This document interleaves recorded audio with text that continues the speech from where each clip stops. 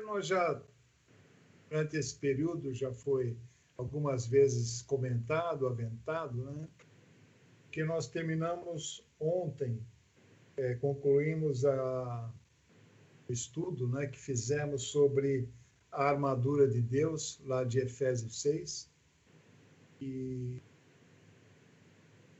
junto, né, com a oração, que nós também aprendemos algo sobre, ela nos permite, né, a andar, eu diria assim, em segurança, né, nessa nossa caminhada aqui nesse mundo que jaz no maligno, né, que a palavra diz sobre isso.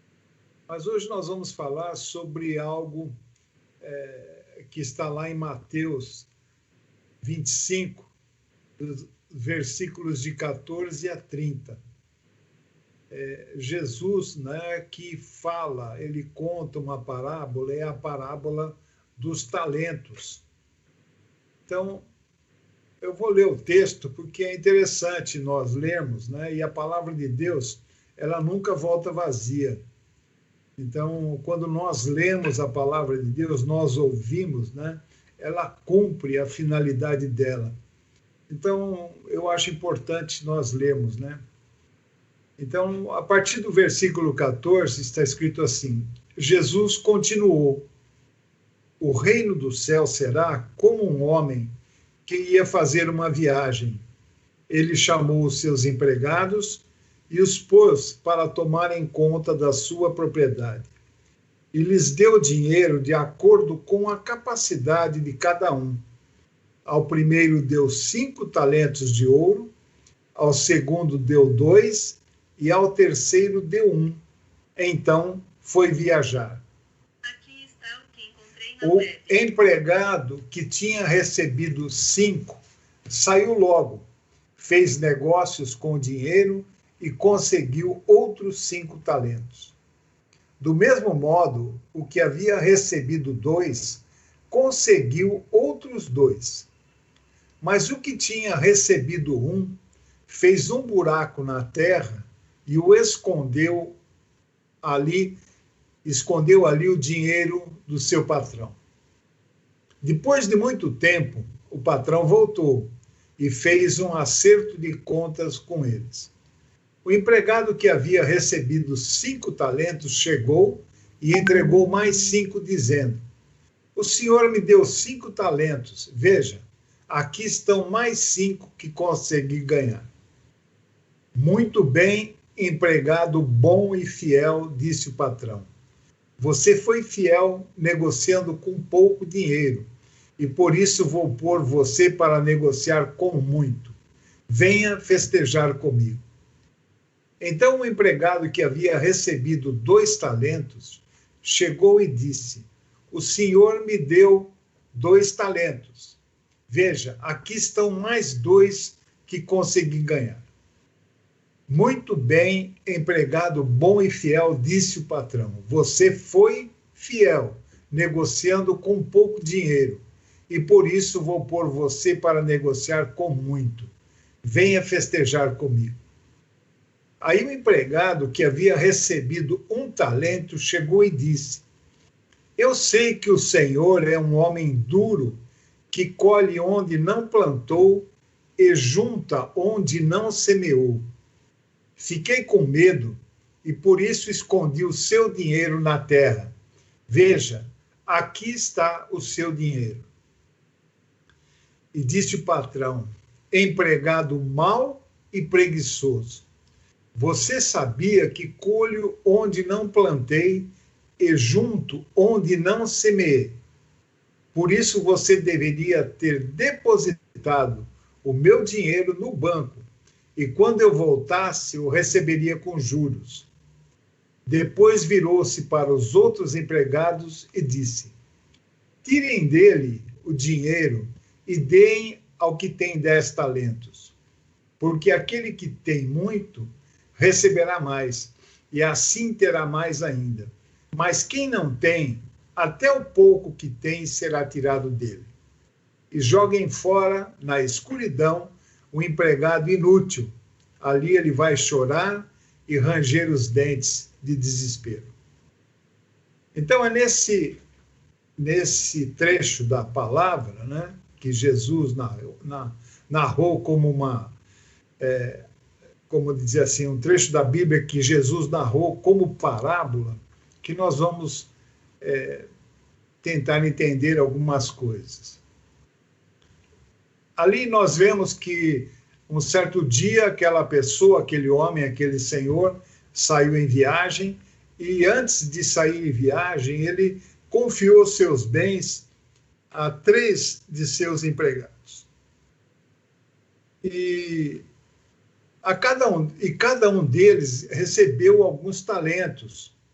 Cada talento, ele tinha o valor ali, quando nós transportamos para nossa época, cada talento valia mais ou menos 220 mil reais. É muito dinheiro, né? Um talento, naquela época, era equivalente a 6 mil denários. Seriam praticamente 16 anos de salário de um trabalhador. Então, o camarada recebendo um salário mínimo por mês, seriam 16 anos, né, de salário cada talento daquele. Então, um servo, a gente viu que recebeu 5 talentos, o outro 2, e o último recebeu apenas 1. Né? Seriam míseros 220 mil reais. E quando nós vemos as parábolas, né, como essa aqui, e nós lemos o texto bíblico, nós vemos que Jesus contou muitas parábolas, e todas elas, né, sempre explicando usando como exemplo para mostrar como funciona o reino de Deus. E a parábola dos talentos é uma delas. Né? E o que nós vemos aqui? Que cada um dos personagens dessa história, elas representam os vários tipos de pessoas do reino. Os vários tipos de pessoas, né, que estão aqui na Terra. Agora, esse homem rico, na parábola, é a figura, né? É uma figura, e é a figura do próprio Senhor Jesus Cristo. Quando ele contou essa parábola, Jesus estava muito bem, e bem ciente mesmo, que depois de algumas semanas, daquele momento que ele estava contando essa história, ele também iria fazer uma longa jornada. Ele iria completar o plano de Deus naquele momento para ele aqui na Terra. Né? Ele haveria de subir, ir para os céus e ali ocupar o seu devido lugar à direita de Deus Pai. E da mesma maneira que o versículo 19 nos diz que aquele rico senhor ficaria longe por um longo tempo, Jesus também sabia que seu retorno não seria tão rápido. Mas ele também sabia, como aquele homem lá da parábola, que ele retornaria, que ele vai retornar para receber de volta a sua propriedade e obter uma cuidadosa prestação de contas de cada servo. Ora, quem são esses 3 servos, né, ou empregados aí na parábola? Né? Eles representam exatamente cada um de nós. Eu, vocês, né, que estão ouvindo, e todos os outros que são chamados pelo nome de Cristo Jesus. Todos aqueles que passaram pelo novo nascimento e que estão, né, receberam em si o dom da vida eterna pela fé em Cristo Jesus. Então, eles simbolizam todo servo de Deus que foi nascido em sua casa, comprado com seu sangue, né, e e eu diria assim, e que está com a função, né, de tudo que fizer seja para louvor, honra, glória e proveito de Deus, ou do Senhor Jesus Cristo. E o versículo 14, quando nós lemos, né, diz ali, chamou os seus empregados e os pôs, né, para tomarem conta da sua propriedade. Deus confiou responsabilidade aos seus servos. E o que eu quero assim enfatizar é que cada um de nós também recebe responsabilidades do nosso Senhor, né? Cada um de nós tem algo, né, que nós temos que cuidar e multiplicar. Nós temos responsabilidade por algo que é de Deus e que nos foi entregue. Então, quando aquele homem rico chamou, né, os seus servos para que eles administrassem a sua propriedade, os seus tesouros, o Senhor Jesus Cristo também nos chama para administrar os bens dele, né, aqui na terra. Então, nos é dada uma grande responsabilidade e nós temos que ter consciência disso. Nós, como servos, nós que nascemos de novo, que somos inscritos, estamos inscritos no livro da vida pela fé em Cristo Jesus, que recebemos o dom do Espírito Santo, a presença do Espírito Santo em nossas vidas, nós devemos administrar os assuntos terrestres do Senhor dos Senhores. Deus, ele confiou muito a cada um de nós. A cada um de nós que passamos pelo novo nascimento em Cristo Jesus. E por esse motivo nós temos o privilégio de sermos chamados de servos de Deus. O versículo 14, que fala ali que os servos receberam ordem de administrar os bens do seu senhor, aqueles servos, naquela época, eles não possuíam nada. Uma pessoa que era servo numa propriedade de um senhor, eles não eram donos de nada, né? Tudo que eles tinham, até os cônjuges, né, os filhos, eram propriedade do senhor deles. Era como funcionava, né? Eles eram extremamente bem tratados, né, tinham os seus privilégios, mas nada que eles tinham, que eles tocavam, onde eles moravam, o que eles produziam, eram deles próprios. Mas o que acontecia, né? Mesmo quando o senhor, né, ia para uma viagem ou se ausentava da sua propriedade, eles nem cogitavam, né, não digo se rebelar, né, mas se aproveitar dessa ausência para, por exemplo, né, fugir, pegar valores e fugir. Não, eles tinham esse vínculo, eles tinham esse compromisso com o seu Senhor. E eles trabalhavam, viviam, produziam, né, recebiam, mas eles eram fiéis e pertenciam àquele Senhor.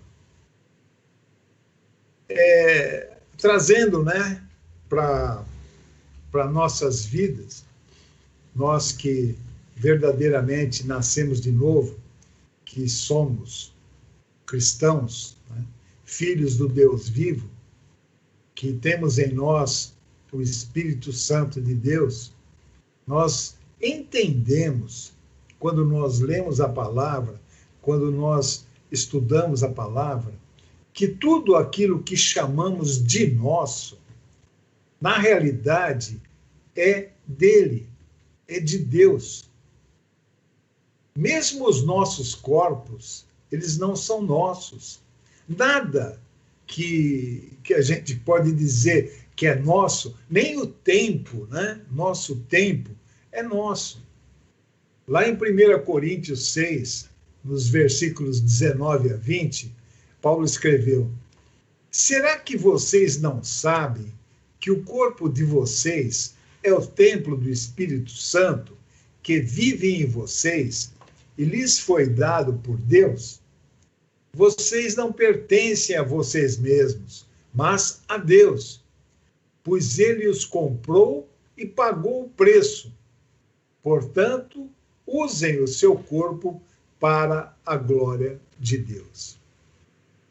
Deus nos comprou quando nós aceitamos Cristo Jesus como nosso Senhor e Salvador. Nós aceitamos a salvação que vem através da fé naquilo que Cristo realizou aqui. Nós fomos comprados, nós fomos tirados da condenação do pecado através do preço que foi pago, que foi o sangue de Cristo que foi derramado em nosso favor. Um alto preço foi pago por cada um de nós. Então nós somos aqui, né, lembrados que nós não somos de nós mesmos, nós pertencemos a Deus. Então, como servos, né, do Deus vivo e verdadeiro através de Cristo Jesus, nós não possuímos nada.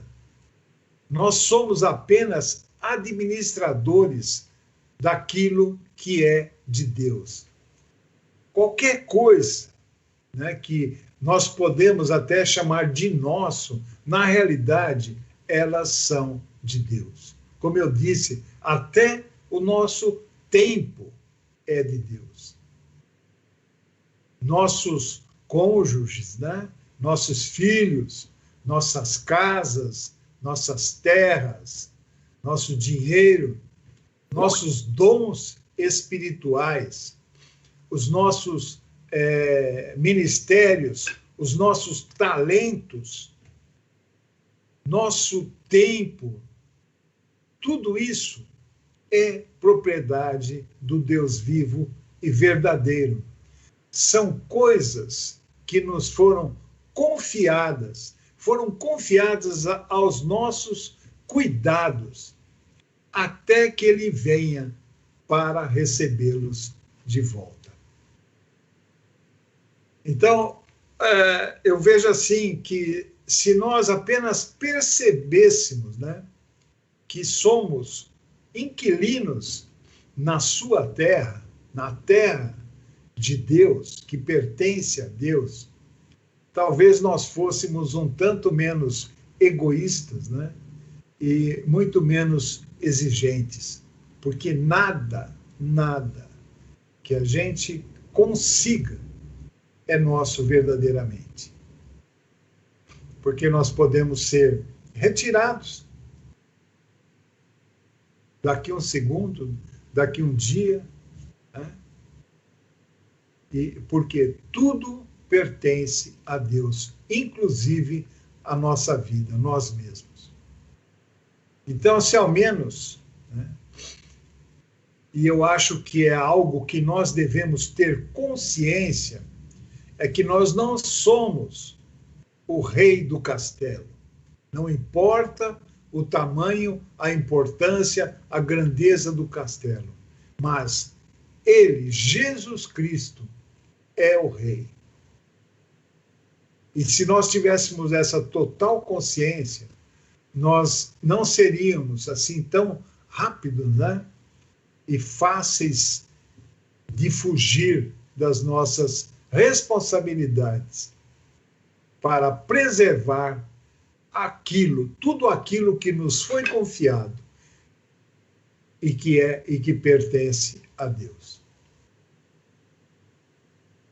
E se nós tivéssemos essa verdadeira consciência de quem nós somos no reino, servos, a quem nos foi confiados aquilo que nós temos, seja muito ou seja pouco, de fato nós teríamos, eu diria assim, a humildade de pedir sempre a permissão, a orientação de Deus antes de fazer qualquer coisa.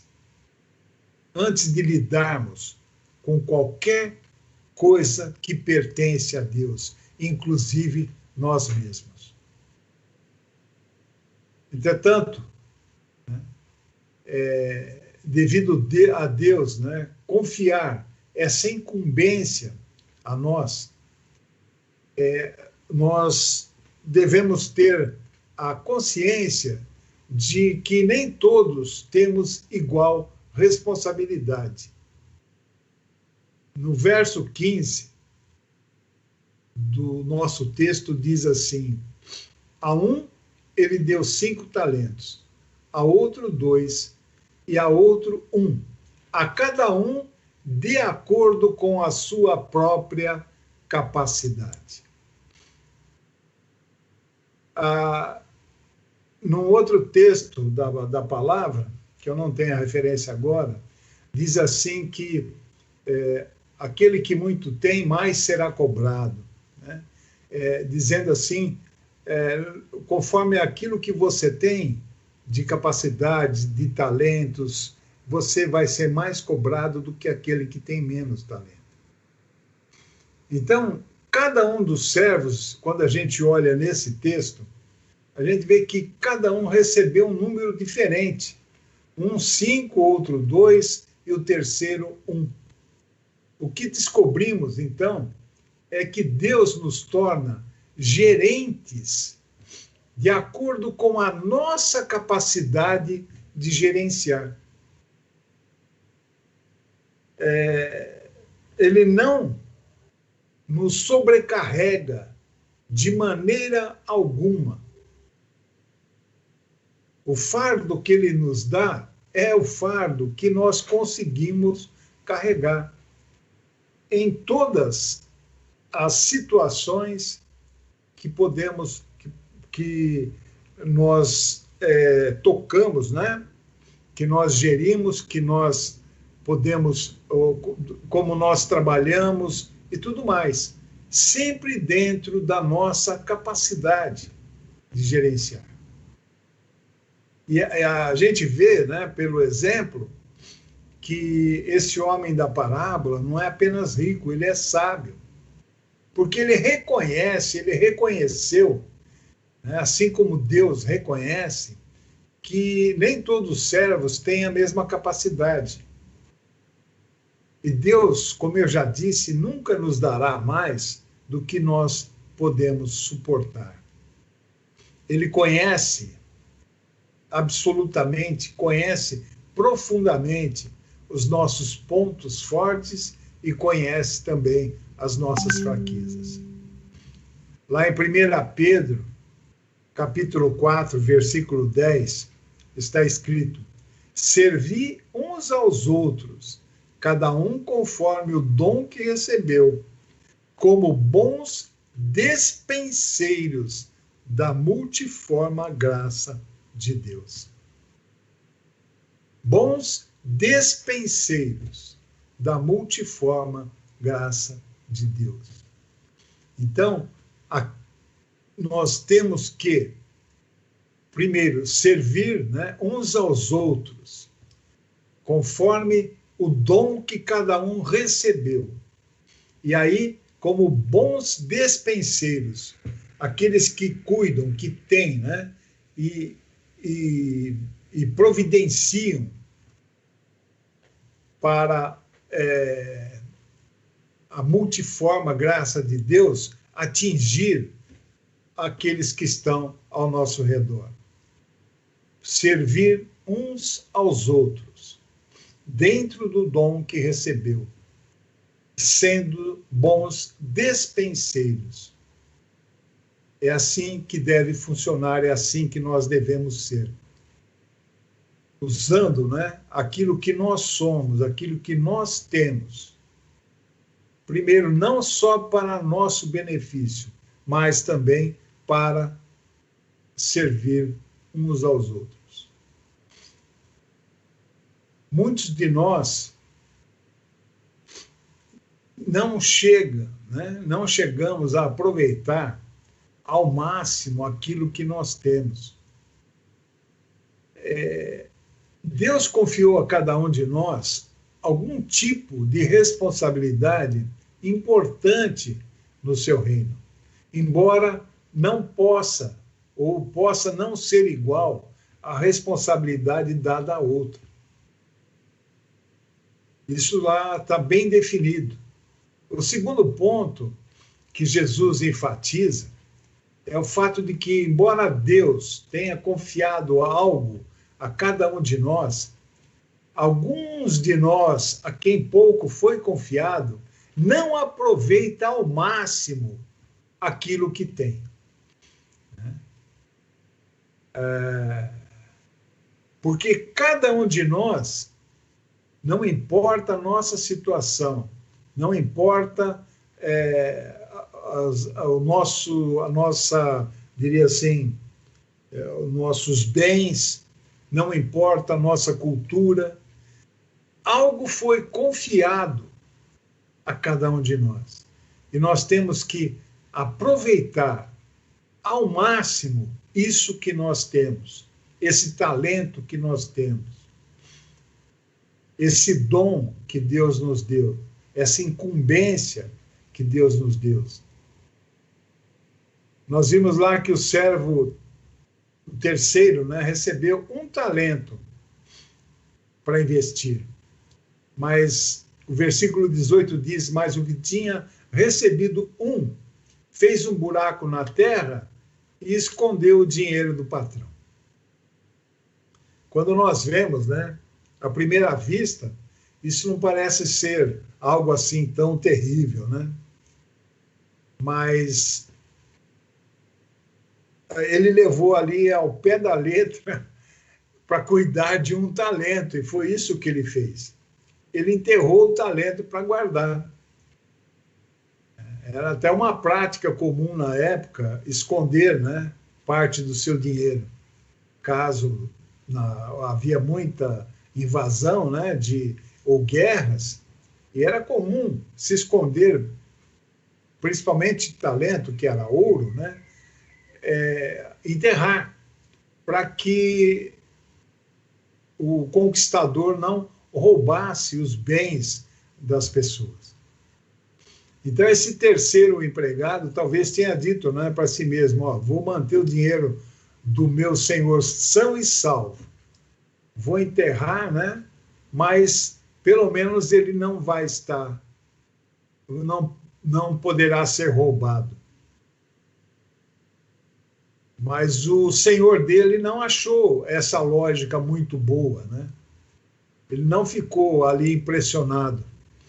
No final da parábola, a gente vê que esse empregado não apenas foi demitido do seu emprego, mas o Senhor ordenou que ele fosse jogado na escuridão externa, um lugar onde haveria choro e ranger de dentes. Então, talvez seja até um pouco assustador admitir isso, né? Mas muitos de nós talvez estejamos agindo, né, exatamente como aquele tal empregado que recebeu um talento. Muitos de nós talvez estejamos deixando de aproveitar ao máximo aquilo que nos foi dado. E como nós não tiramos o máximo proveito do que nós temos, seja o que for, mesmo o pouco que tivermos, um dia nos será tirado. Então, nós devemos, né, tomar nota do comportamento e das atitudes que caracterizaram esse terceiro servo e o fizeram desagradar tanto o seu Senhor. Deu o nosso tempo, amanhã nós continuamos, nós vamos estudar mais um pouco, né, sobre esse terceiro servo e descobrir os motivos pelos quais, né, podemos nós também sermos reprovados, né, pelo nosso Senhor. Amém? Uma boa noite a todos, muito obrigado e até amanhã com a graça de Deus. Boa noite.